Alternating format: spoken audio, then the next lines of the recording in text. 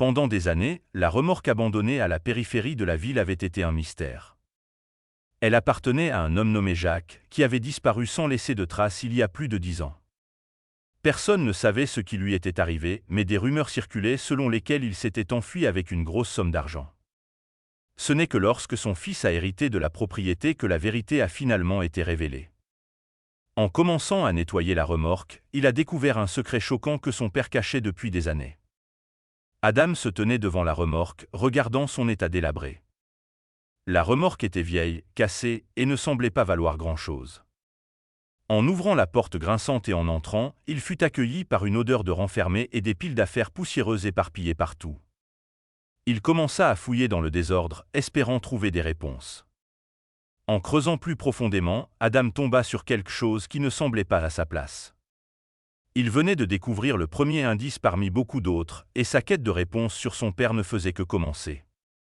Mais il ne savait pas encore que cette recherche laisserait place à encore plus de questions. Pourquoi Jacques avait-il disparu sans laisser de traces? Pourquoi avait-il légué la remorque à Adam? Et qu'allait-il découvrir à l'intérieur? Lorsqu'Adam reçut une lettre du gouvernement l'informant qu'il avait hérité de quelque chose de son père, il fut choqué. Cela faisait longtemps qu'il n'avait pas pensé à son père, qui avait disparu sans explication alors qu'Adam n'était encore qu'un enfant. Mais le mystère n'était pas résolu pour autant. Apparemment, sa mère avait déclaré son père décédé, espérant hériter de quelque chose de précieux après qu'il ait été porté disparu pendant plus de 15 ans. Au lieu de cela, Adam avait hérité du seul bien restant de son père, une remorque délabrée cachée au fond d'une forêt éloignée. Ce n'était pas tant le fait que son père ait été déclaré mort qui choquait Adam, mais plutôt le fait qu'il lui ait laissé quelque chose. Dès qu'il reçut les coordonnées de l'endroit où se trouvait la remorque, il prépara ses affaires et s'y rendit. La forêt se trouvait à 3 heures de route, éveillant encore plus de questions. Pourquoi l'avoir déplacée si loin? Enfin, il remarqua quelque chose au loin. Il n'était pas tout à fait sûr qu'il s'agisse de la remorque, car elle se fondait dans les couleurs de la forêt. Qu'est-ce que mon père faisait avec cette vieille chose? Pensa Adam en secouant la tête.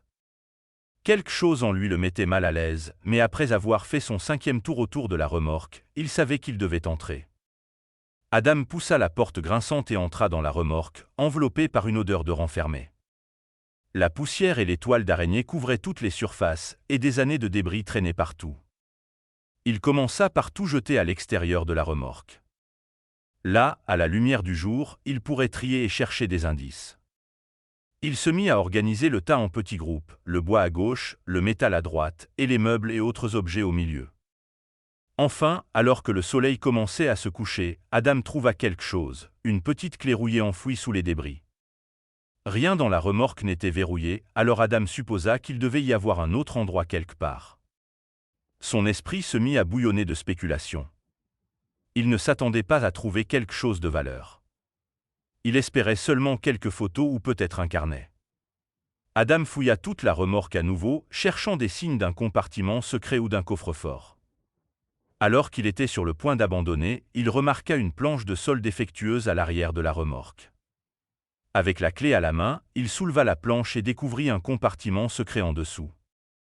À l'intérieur, il y avait un petit carnet. Adam le ramassa avec des mains tremblantes et commença à en feuilleter les pages. Il fut stupéfait de découvrir qu'il ne s'agissait pas d'un simple carnet, mais du journal intime de son père. Son père devait y avoir inscrit quelque chose de précieux. Sinon, pourquoi aurait-il pris tant de précautions pour le cacher? Il se précipita immédiatement à la dernière page et ses yeux s'écarquillèrent en lisant les dernières lignes. Elles étaient directement adressées à lui, comme si son père savait qu'il finirait par trouver le journal. Son père avait écrit un message étrange, mais les dernières phrases étaient les plus troublantes. « Mon fils, si tu lis ceci, c'est que je suis parti. Ce n'était pas de ma propre volonté, mais je n'avais pas d'autre choix. Suis les coordonnées, et tu trouveras ce qui t'appartient à toi et à toi seul. » Qu'est-ce que cela voulait dire? Dans quoi son père s'était-il embarqué?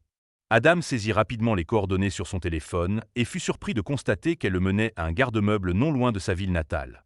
C'était à 2 heures de route en direction de chez lui, alors il verrouilla la remorque avec un cadenas et se dirigea vers le garde-meuble.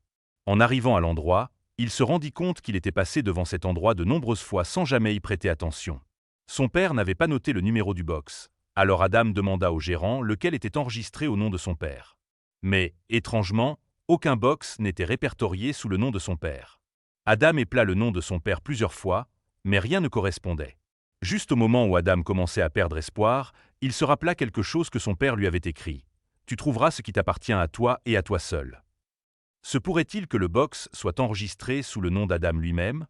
Pourquoi son père ferait-il une chose pareille? Après avoir demandé au gérant de vérifier sous son propre nom, ils trouvèrent une correspondance. Le box numéro 33 était enregistré au nom complet d'Adam. Adam se dirigea vers le box et remarqua immédiatement à quel point il avait l'air ancien. Le cadenas semblait correspondre à la petite clé, mais il était très difficile à ouvrir car il était rouillé.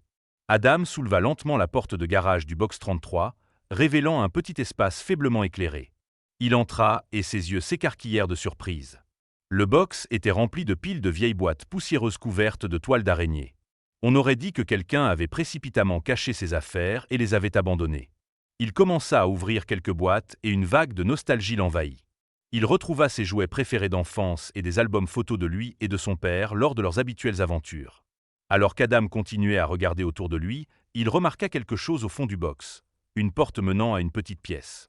Le gérant était stupéfait, car les box standards n'avaient pas de deuxième pièce. Le père d'Adam devait avoir construit le mur et l'encadrement de la porte lui-même, créant une pièce secrète. À l'intérieur, Adam trouva des étagères remplies de livres, de vieilles cartes et de documents. Il y avait aussi un grand bureau avec une chaise, une petite lampe et un tableau d'affichage couvert de notes et de photographies. Cela ressemblait à un bureau de fortune, et Adam ne pouvait s'empêcher de se demander sur quoi son père travaillait. En fouillant dans les papiers, Adam tenta de donner un sens à toutes ces informations. Certains documents étaient écrits en code, tandis que d'autres étaient des coupures de journaux et des photographies anciennes. En bougeant ses pieds, Adam heurta quelque chose. En regardant sous le bureau, il trouva un coffre caché. À l'intérieur du coffre se trouvait une pile de documents et une photo fanée attachées ensemble. Adam déplia les papiers et se mit à les lire avec précaution. Ils contenaient des preuves accablantes de corruption et de détournement de fonds par des individus puissants de la ville, y compris les mêmes fonctionnaires qui avaient couvert la disparition de son père. Les mains d'Adam tremblaient de colère en réalisant l'ampleur de la corruption qui sévissait dans sa ville depuis des années. Il regarda la photo et vit son père entouré d'un groupe d'activistes tenant une banderole sur laquelle on pouvait lire « Justice pour tous ». Son père avait toujours combattu la corruption. Déterminé à découvrir la vérité, Adam décida de confronter la seule personne qui aurait pu savoir tout cela depuis le début. Il remercia le gérant pour son aide, attrapa la boîte contenant les preuves qu'il avait rassemblées et se dirigea vers la maison de sa mère. « On ne peut pas être marié à quelqu'un pendant toutes ces années sans savoir ce qui se passe », dit Adam à sa mère alors qu'elle se tenait silencieuse dans la cuisine. Elle soupira profondément, posa la main sur son épaule et lui raconta enfin la vérité. Le père d'Adam n'était pas parti pour fuir une nouvelle vie, mais il avait simplement caché cette vie à sa propre famille. Le poids de ne pas avoir pu protéger sa famille pesait lourdement sur Adam. Mais désormais, c'était à lui de jouer le rôle d'homme de la famille et de terminer ce que son père avait commencé. La disparition de son père était entourée de mystères, mais Adam découvrirait la vérité.